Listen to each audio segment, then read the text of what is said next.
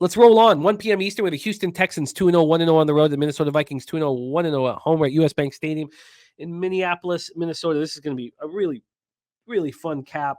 Let's start with the side here. Sorry, I got the money line up, so let me move over to the spread. Let's start with the spread. We have the Vikings plus 2.5 at minus 105. They opened up plus 1.5 minus 106, so we've had a 1-point move towards the Texans. Let's get to the total in this one.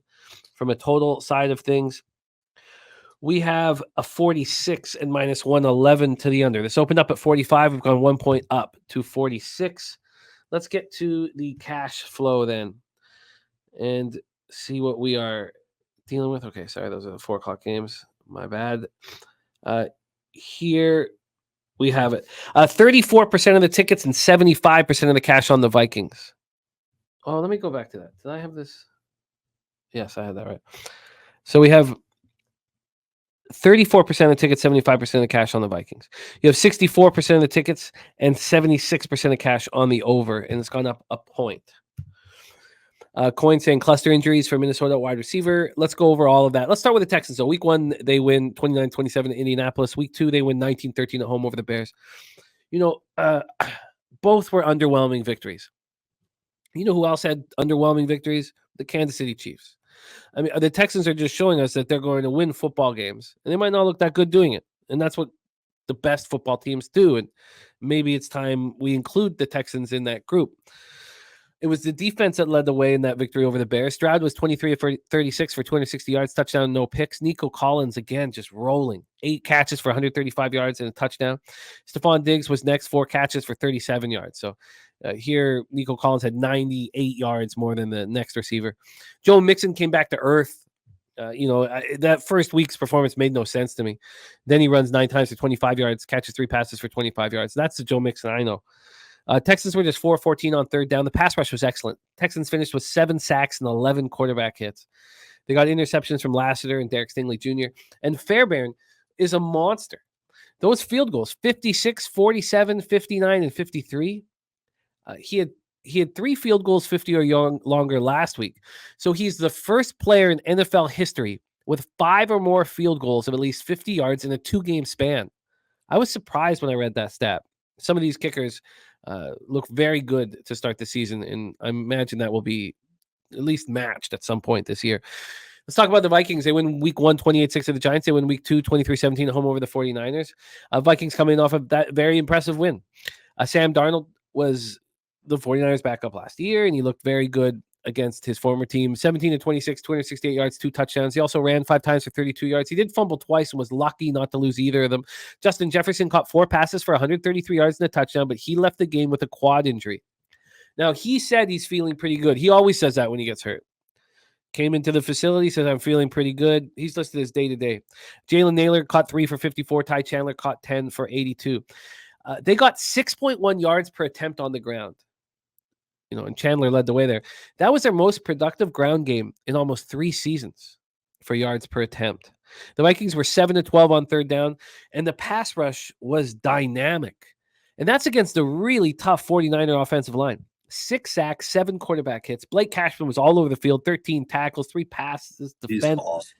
He had a sack. He looked elite.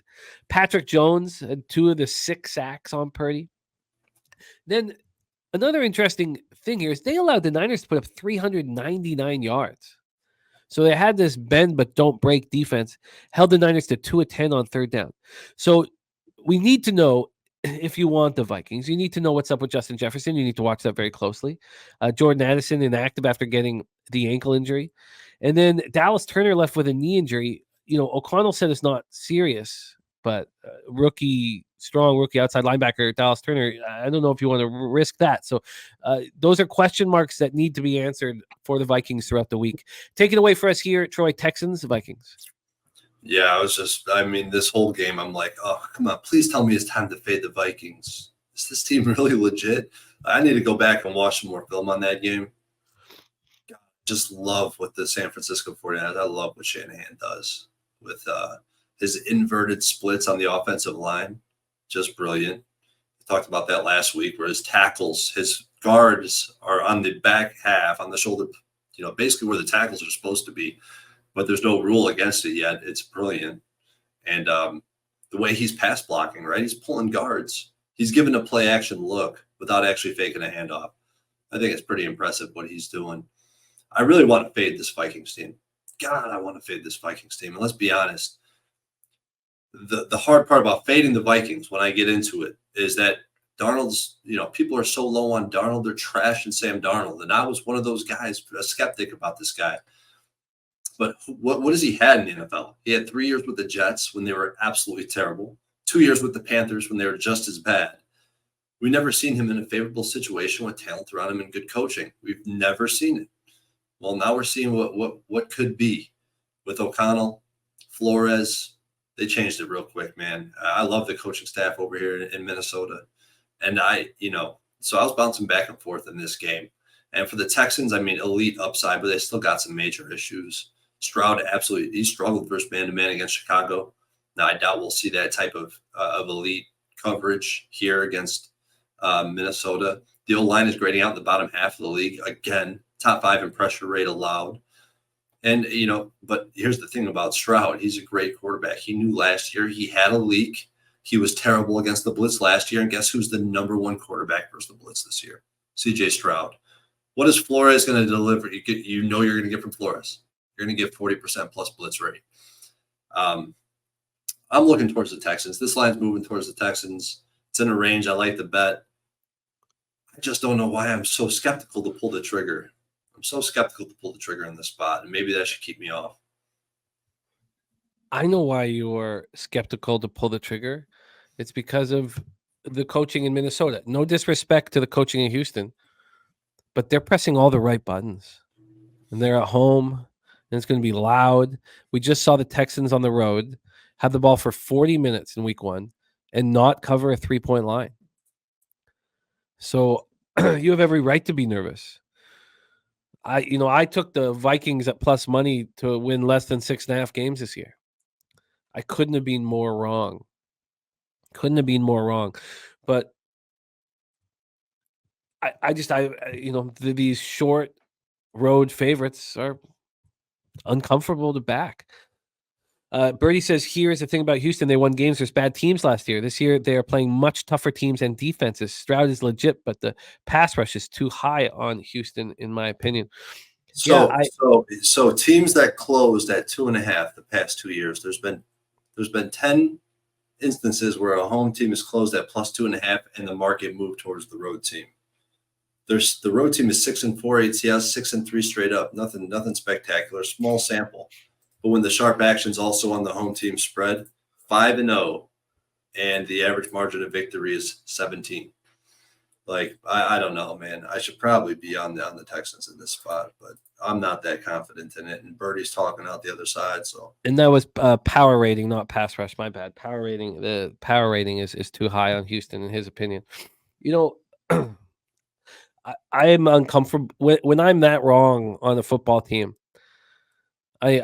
I need to figure things out before I can place money on either backing them or jumping on the wagon or staying, fading. I didn't fade them in last week against the 49ers. I'm very uncomfortable with it. I don't know why this didn't catch my attention either. Why the hell was I not on the Vikings? Went through 6, down to the 4.5. I cannot believe it. I went back today and I was making my entries in my database and I seen that. I stood up immediately. I had to go take a break because I don't know. I just tweaked. It was right in your wheelhouse. All of those spots, they all covered except, of course, the Panthers. Yeah. All right. No action for us at this point. D. Jenkins says if Jefferson is out, it will make it easier to bet the Texans. Well, actually, Jimmy, the Panthers opened at 4.5, but they moved so quickly, so briskly to 6.5 that it gives you the illusion that it actually opened there. That's true. That's absolutely true. All right, let's roll on.